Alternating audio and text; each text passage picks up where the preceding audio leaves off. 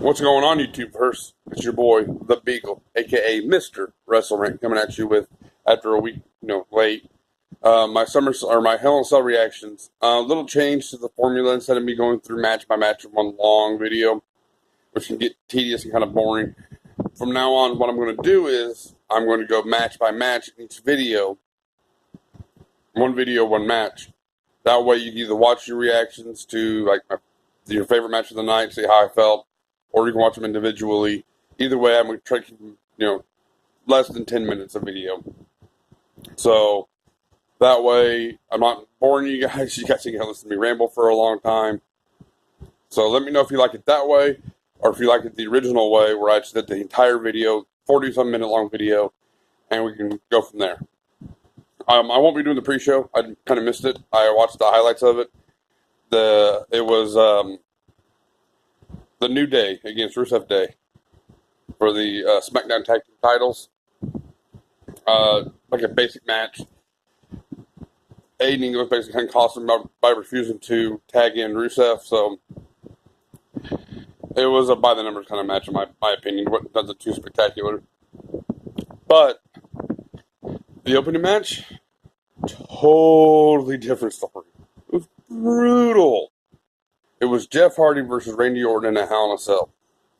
Now, like I said, it's been a week since I watched it, so I did make some notes. So I will be talking about some of the notes and I'll give my opinions a little more in depth.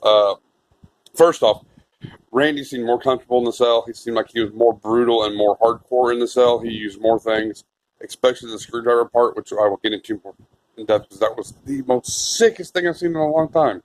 It was really, it was cringeworthy, and thank God I didn't eat before I watched that match because I would have blown chunks everywhere. Oh, the studded belt. That was another thing.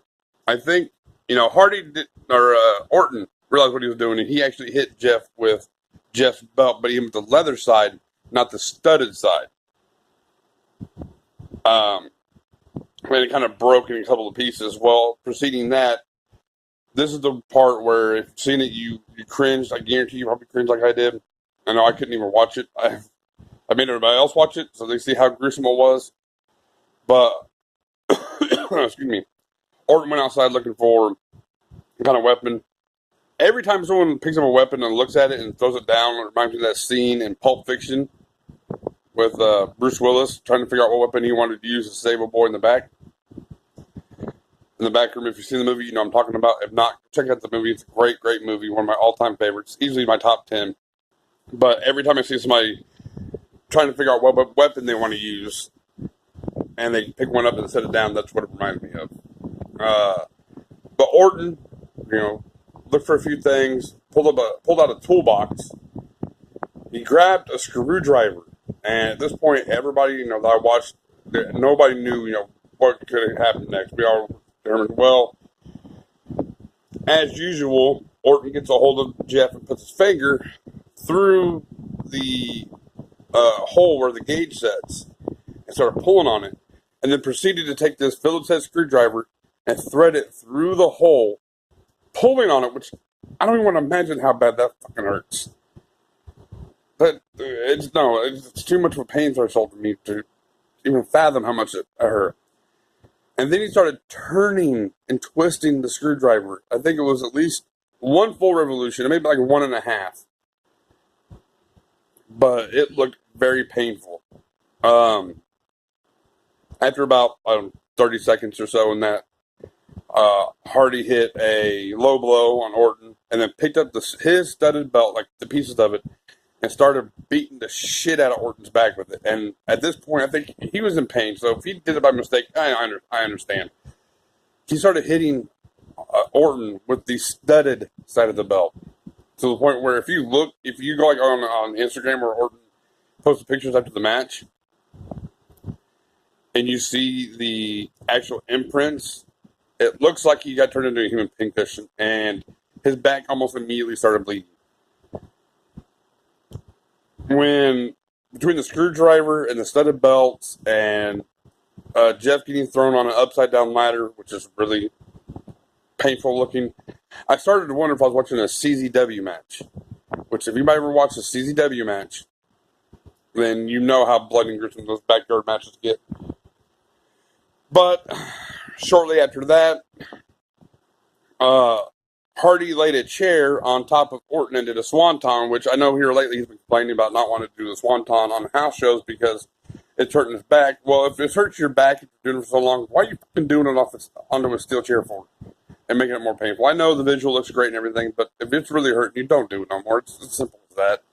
You could almost walk away from the swanton and use the twist of fate. I really hope this match turns into like Jeff almost being broken or WWE woken, and we see Brother Nero make his return, which would be awesome. I'd like or Willow. I like both the characters in TNA, but when the swanton happened in the chair, something caught Orton's leg. Part of the chair caught it and ripped a hunk of flesh. And if you look at that, you see the picture if you haven't actually seen what it looked like, and tore a hunk of flesh out of Orton's leg. It was brutal looking. That's why I said this match was unintentionally probably the most brutalest Hell in a Cell we've seen as far as just moves unintended to cause injury, causing massive injuries. After Jeff hit the swanton on the chair and Orton kicked out, I immediately knew Orton was going to win. I was setting it up. They went back and forth a little bit longer. Jeff had set up a table and put Orton on it, and they climbed a ladder and was going to do like the leapfrog from a small ladder over the top of a bigger ladder and hitting the leg drop. And then he decided to do something more crazy. He climbed to the top of the ladder, and I thought he was going to jump, like find a way outside and jump off the cell, but this is pretty damn close in my opinion. He started swinging out like it was a flipping monkey bar. And then as he let go to do some type of frog splash, Orton moved and he went rib first into the table. I believe after the match was over and he went to the back. It is fall, so I'm drinking me some apple cider and a lovely Batman Lego. Anyway, I think Hardy actually got hurt from that. There have been reports that he explained about his ribs hurting from where he hit the table. But after Jeff hit that move, the referee was like calling for the cell to be raised. He wanted to get Jeff carted out of there. And Orton's like, what the hell are you doing? You don't call this match off. And he moved the referee out of the way. And he was like, do your job. And he laid on Orton, or laid on Hardy. He kept screaming at the ref to do his job. The ref reluctantly counted the 1, 2, 3, which Orton is 100% completely right in this. And it happened at the end of the night, too, which I'll get to that in another video. I completely disagree with that. But Hardy wins. I called that one. As you see, I think I was 4-3, so I actually got more right this time than I got wrong. I couldn't find time to do the predictions video. I do apologize for that.